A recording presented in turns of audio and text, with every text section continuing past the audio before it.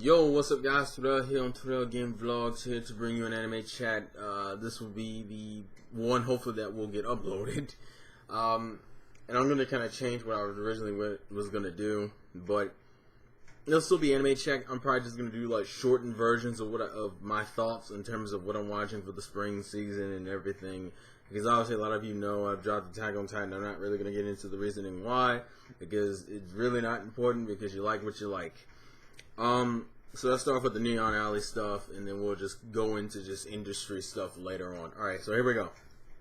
Neon Alley. We got Fate Zero, Lagrange, Excel World, Zetman, and Nura. Okay. Fate Zero, enjoying it pretty far. Rider is a beast. That's all I'm gonna say. Kiritsugu is a G. Kide is a G.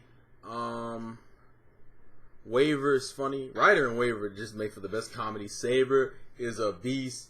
Caster scares me. Archer. I respect Lancer. Lancer has that moral swag. I like that nigga.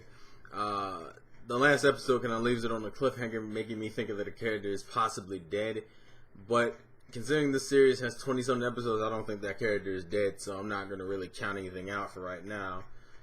But Kide scared the shit out of me this episode. I was like, can't you see, like, I'm not going to, it's like the 5th episode, it's not really that much of a spoiler. It's like, you see the Kiritsugu's, I'm not totally sure if it's his real wife or some girl that he's just into, whatever the fuck, the girl that was helping him scope out the area. She's like chilling on the building, make sure everything's going fine. Kid just shows up behind her and just starts fucking her shit up. And then the nigga pulls out like the 6 blades on his hands, and you were like, what the fuck is this nigga? Just fuck that bitch up. I was like, okay, Kid, you scaring me, dog. You scaring me. Then obviously that conversation with him and Caster at the end. I mean, not Caster, him and Archer at the end was interesting too. Excel World is one of those. It's kind of getting into this point where it's like, I'm liking it more now, like the whole thing between, wow, what's her name? I don't even know the main female's name. It's like Haru's interaction with the girl that likes him. I do like that you give me a main character who actually has a girl who's into him, but he's just so goddamn self-loathing that he can't really accept her love. I feel bad I can't remember her name, though. I remember Chiyu and Takun, and I actually like that scene where Chiyu was mad at Takun and Haru for lying to him, and then the whole thing with the bouncer, which we meet her at the end of this episode, but I guess we're gonna go more into that shit later. I'm trying to remember the main female's name. What is her name? This is gonna bother me. Is it Kurihime? Something along those lines. Anyways, Excel World is fine. Lagrange has gotten to the point where I'm just kind of like, yeah, I've accepted for what it is. Which is probably one of the reasons why I haven't been really inclined to buy it. And I think Sam was indifferent to the show too, and I can see why. It's one of those shows that looks like it should be taken a lot more seriously than it is. It's like, it's supposed to be taken on, like, it looks like it could be taken seriously on the level of like a Rekka 7 or some shit.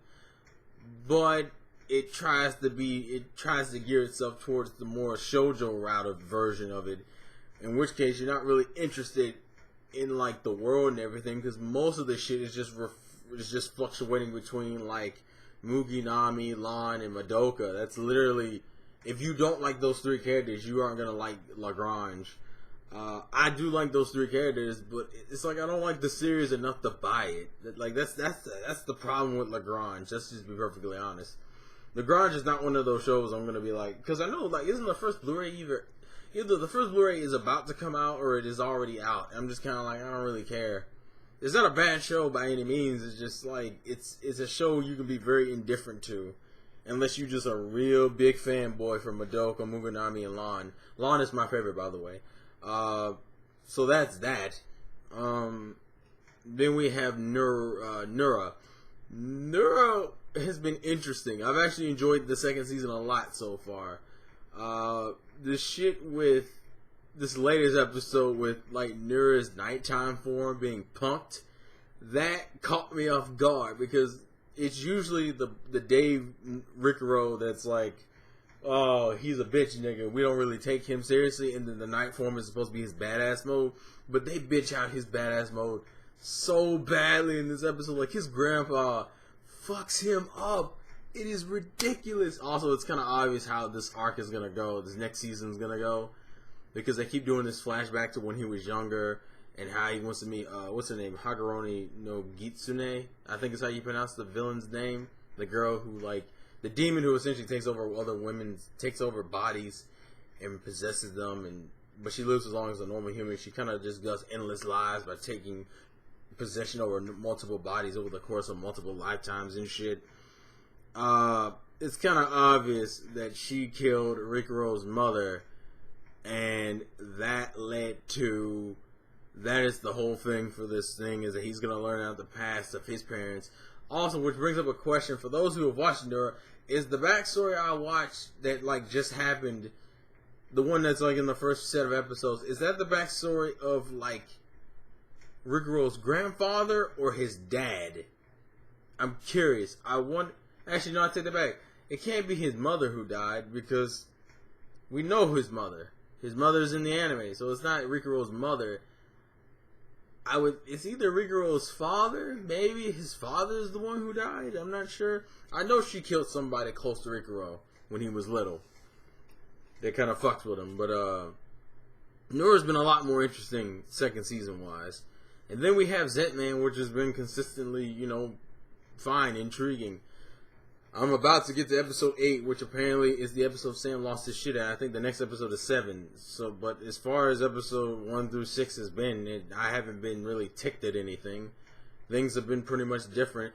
Also, just as a side note, for those who don't realize, Zetman, the majority of the Zetman cast is voiced by like 4Kids voice actors. Like, if you listen to the Sonic X dub, Jason Griffith is playing the main character of Zetman, and I think Rukia's voice actor is playing the female, and Amy's voice actor from Sonic X is playing a character in there. So it's like, if anything, the Zetman dub will show that 4Kids voice actors can voice act.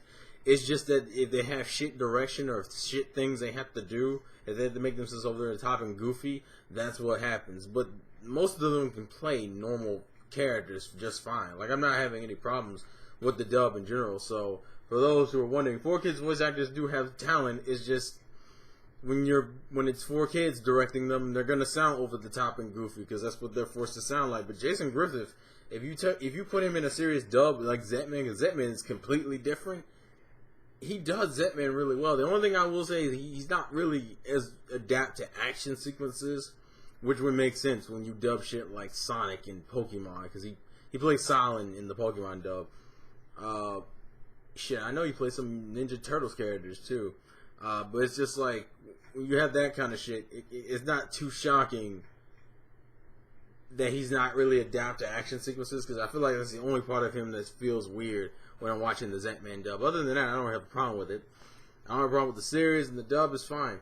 So in terms of Neon Alley and shit, that's all I gotta say for Neon Alley. Moving on into Crunchyroll related things. I am watching Hunter x Hunter, Samurai Bride, Snafu, Mushibugo, Space Brothers. I think that's it. So we're gonna start from Monday to the end of the week.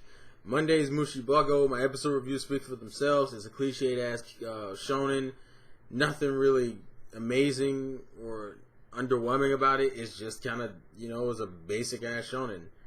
It's one of those things that you kind of, it's like a popcorn fling. Like, you don't have to take that shit seriously. You're kind of just watching it as it moves. So there's really not too much to really talk about for that show. Then we move on to the week. We go to Snafu. Snafu is my MVP, at least for me, in terms of this season. I fucking love Snafu. That is my shit. That is my shit. Ugh. So, seriously, I relate to the character so goddamn much. I love Snafu. As soon as Sentai releases that shit, day one, motherfucker, day fucking one. Son, I'm going in like a beast. I don't even care. I fucking love this show. And it's so hard when you realize that Crunchyroll is like a week behind because of licensing issues. So technically, if I wanted to see episode, what is that? Is it episode 8? Yeah, episode 8. I could technically watch it now, but I'm not going to. I'm going to stick it out. I'll be fine. I can take it. And then I heard they're having a spin-off series and an OVA, which I probably watched the OVA. The spin-off series, I'm afraid to touch because I'm afraid of how that's going to go. But I'm glad to see the series do well, and I really hope there's like a manga version of the light novels, and then that gets released here, because I would love that. So moving on to the week, we go through that, and we hit Friday. Fridays when Samurai Bride comes out. It's oh man, Samurai Bride is just bullshit as hell. Samurai Bride is like the pure example of a shonen. I mean, of a harem that really didn't need a second season. Seriously, it's a cheap ass harem that is okay for one season. You get into the second season, the quality gets horrible. Now, granted, the first season isn't necessarily amazing by any means, but at least it's still enjoyable for what it is.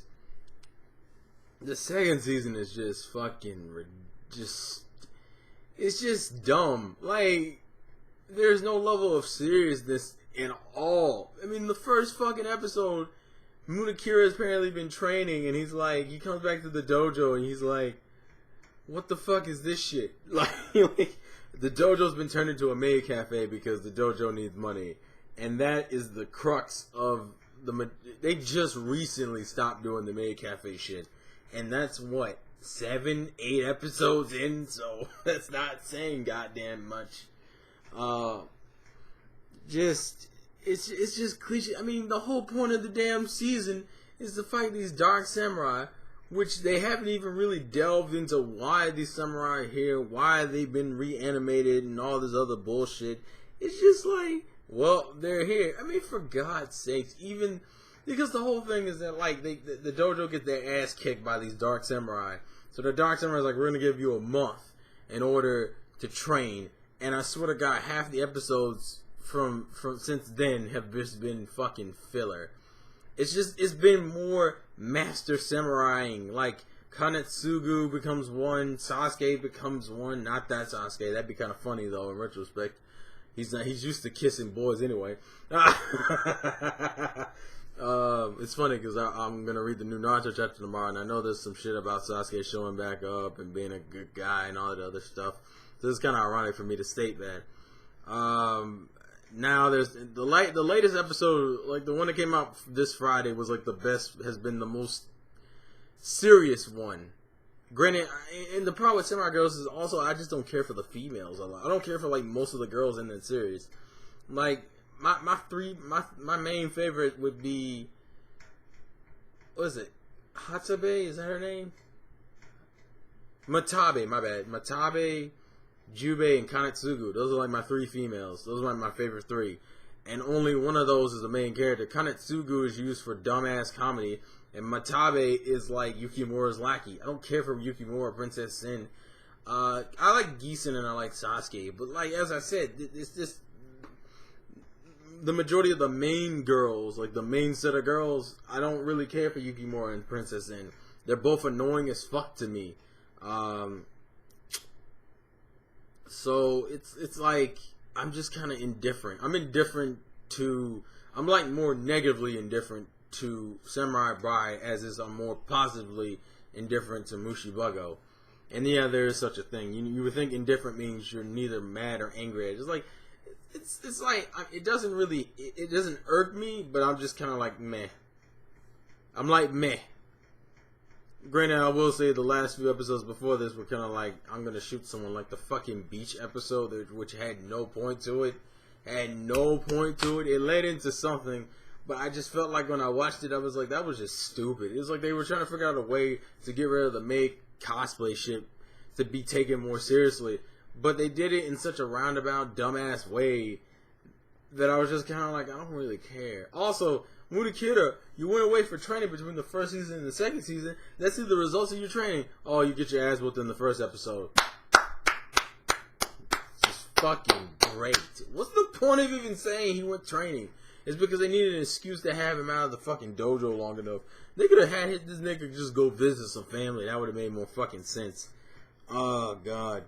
Anyways, moving on to Saturday, we got Space Brothers. Son, Space Brothers has been on its game. That whole Vince, Pico, and Rick backstory that they just finished up in the anime. Son, that shit was hard. You know how they do character deaths? Son, that shit in Space Brothers was rough. I felt for that nigga. Also, then they went right back into the rover competition, or I think they call it the comeback competition, with the rovers and the wheels and shit. And just Pico's bullshit in general, and Muta being like, see, the thing is, Pico was waiting for them to prove themselves to him, even though they weren't trying to, because he didn't really say that, but that's what he was looking for. And Muta was on his game, his engineer game, and the tires thing. That was great. That was beast as fuck. I even like the montages when they're going back and forth with the games. But that backstory, man, you feel bad for Pico and Vince in terms of their backstories. And I liked it because it was so different. It was the fact that they grew up in a small ass town where everyone had virtually every guy had the same fucking job and every woman had the same fucking job, and your kids were gonna grow up and just repeat the cycle. And it was through the events of accidents and the way their society was built up that Pico and Vince almost fell into the trap of doing the same goddamn thing because they kept getting pressured by their parents because they didn't want them to go after, to chase their dreams. And I like that. I respect it. And those niggas went on their grind. It took a death of the friend to do that. And that shit must suck. When you say, I'm sorry, my fellow friend who enjoys the same shit as I do, I can't do this no more. And that shit happens. That was great, son. That was beautiful. And Hunter has been on his game like a G.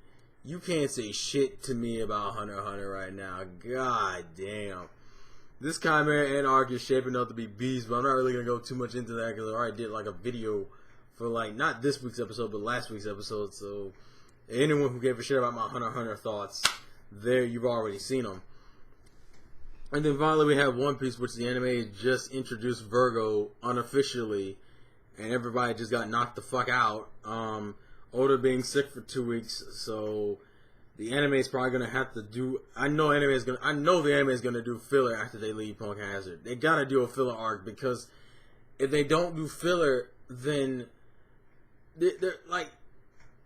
The anime was already pretty close to the manga to begin with, but the fact that Oda is taking 2 weeks off, meaning it was last week and this week they're not going to have a chapter. So you guys, Wednesday, you're just going to get another fucking Naruto chapter. You're not going to get a One Piece chapter. You'll probably get one the week after. I'm just sitting there going, yeah, the anime is about to get a whole lot worse in terms of filler because they're going to have to filler like a motherfucker. I mean, they're already fillering pretty much. They're already fillering a lot right now. They're going to have to probably kick that up a little bit. Because they're going to have to drag out the anime in order to get the manga far enough so they can do a normal pace for the anime. But the anime's been fine. I'm still enjoying it. So let's talk about some American news. Well, it's kind of sort of American news. First thing, I actually just posted this on my website right before I started recording this. Nisekoi is getting an anime adaptation. This is a yay and kind of meh situation. Here's the reason why. For those who don't know, Nisekoi has been released in America. It just hasn't been physically released in America. It is in our weekly Shonen Jump. Like, if you read the Viz translate, Viz does have Nisekoi. Here's the problem, though.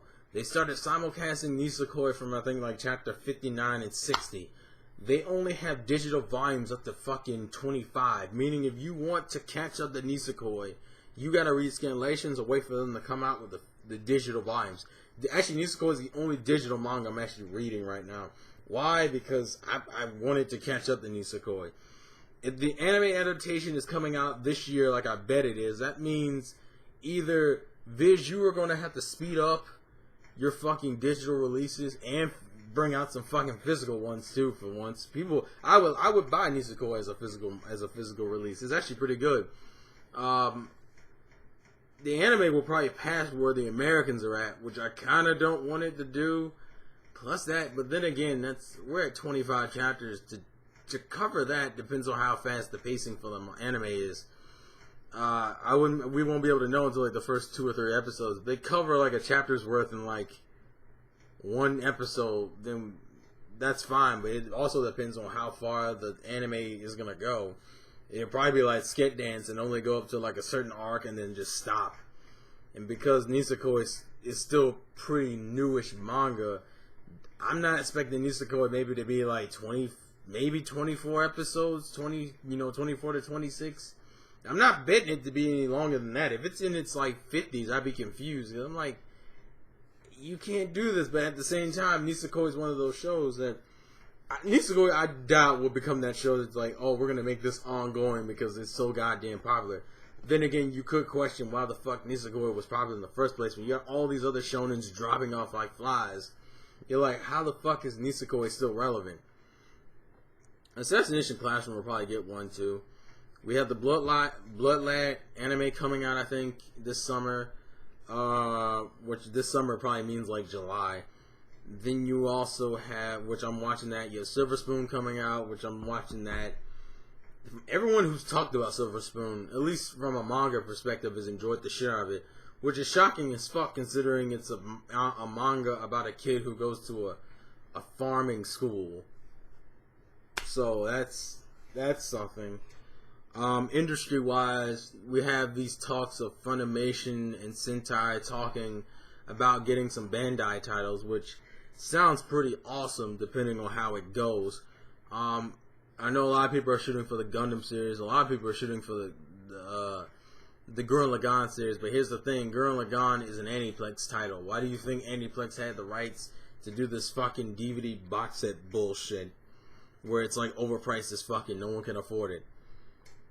I don't understand how Aniplex stays in business with this kind of model. It's retarded. Because they don't come out with like normal versions of DVDs.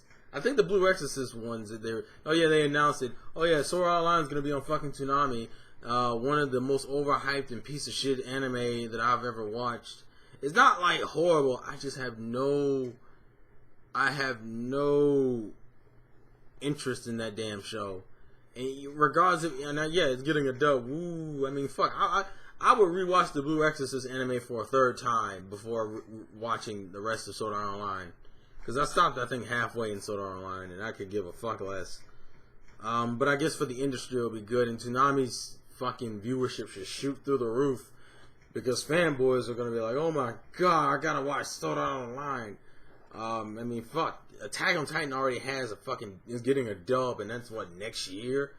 And it's only on episode, 8? 7 and 8? And Funimation's like, well, license Attack on Titan. And I was just like, Funimation, what the fuck? Like, you actually had to sit there with this dumbass look at my face, just like, what? And you know that shit's gonna sell well because it's fucking Attack on Titan. Granted, if the ending turns out to be shit, it may not sell well. But then again, people fanboy over Attack on Titan, so I don't think it's not gonna sell well. It's just that with this recent episode I heard about, granted, I read the manga to see what happened, so I already knew what happened before the fucking anime aired the episode. A lot of people are probably split in the middle with this shit anyway. Now, and that's only episode 8. We still got like another, 14 episodes for that series? Yeah, because Attack on Titan is going to be like 20-something episodes. I was going to talk about something else, I was talking about Attack on Titan. Oh yeah, Funimation's like August/September release schedule. Fuck you, Funny. Fuck you. Fucking Bimbo Gamegan, September, day 1. And Sam, I want to see an unboxing from your bitch ass, considering how rare it is to get you to make videos now. I'm serious, man. You need to get that shit day 1. I'm actually curious if he's getting Medaka and Bimbo Gamegan. Medaka comes out in August though, but it depends. Granted, the first season is not my favorite season in terms of the anime. The The second season is what I'd be looking forward to. So I was like, oh, we're releasing season 1. I'm like, oh, that's cool. What's season 2 coming out? Fuck. I don't give a fuck. It's like, oh, season 1. But Dawkins like, listen, I don't care. When are you releasing season 2? When is that normal coming out? That's what I'm waiting on, because that was my shit. That was my shit. You give me a normal. Granted, there are things about season 1 of Madoka Box I do like. I'm just saying, overall, give me abnormal. Also, I'm curious about how the dub is going to go. Bimbo Gummiga in September, Future Diary in August. I think Hinagi, which I've been meaning to try, so I'm gonna get that. What else? I know there's some other shit coming out. I'm pretty sure I'm missing at least one other thing. You know, obviously One Piece in July. Alright, I got Mysterious Girlfriend X. I got like a figure coming in June too. In terms of like, oh, and then you got It's a Waibito volumes coming out, I think August or September, so I'm looking forward to that.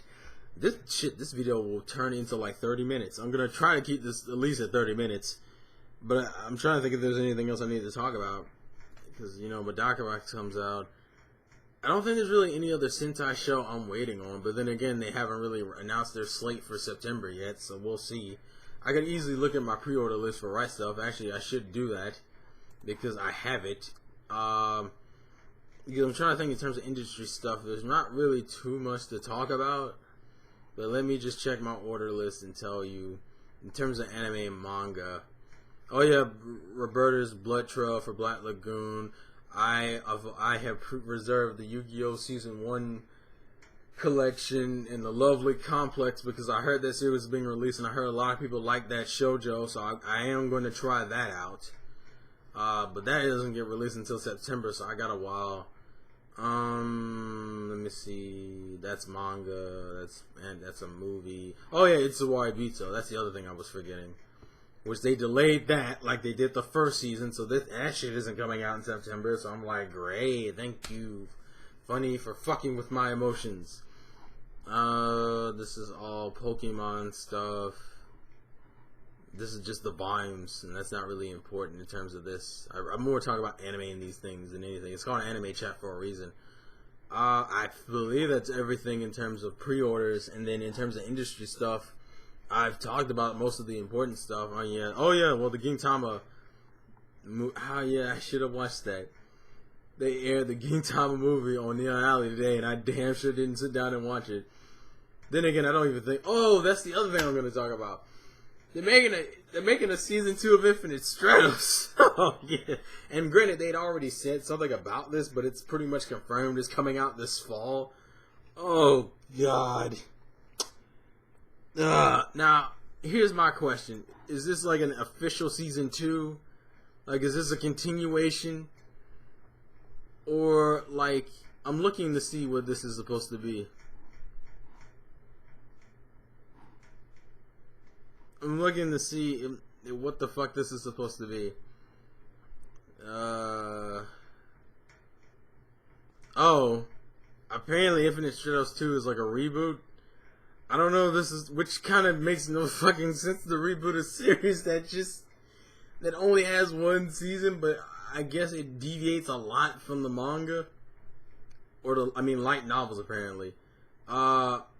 I probably watch this and probably pick up the dub like a dumbass, even though I really shouldn't because I didn't care. Granted, I like Charles. I think like Charles was my favorite thing about Infinite Stratos the first season. But if this is rebooting it and being taken more seriously, or I guess at least a more direct adaptation, I'll fucks with it. It's gonna be kind of jarring though, depending on how it's because they say in the article, it's like this is a part of Overlap's Infinite Stratos reboot project. I don't know what the reboot project is. I'm assuming it has something to do with. It just can and there is a trailer for the season 2, but let me look at this real quick. Like, is it actually different? Because I don't remember I don't know if this is just rebooting it or if. Let me make sure. I'm just watching this real quick. It's like 24 seconds. It may just be a straight reboot. And they're introducing like 2 extra females. See, the thing is, when they call it a season, why are you even calling it a season 2? If it's supposed to be, if it's a reboot, that's what confuses me. Like, I'm actually looking, and it doesn't make sense. Like, why is it called Infinite Stratos 2 if it's a reboot? I don't know. I mean, granted, as I said, I'm a dumbass. I'll probably watch it. But anyways, this video is going to like 30 minutes. If you watch this entire video, I want you to write in the comments section, Rendo in September for the win. And if you're a Bimbo Gummy God fan, you know what the fuck is up. Anyways, this has been Terrell from Terrell Game Vlogs. Vlogs again from your boy Terrell. Thank you guys for watching. And I will catch you guys later. Peace.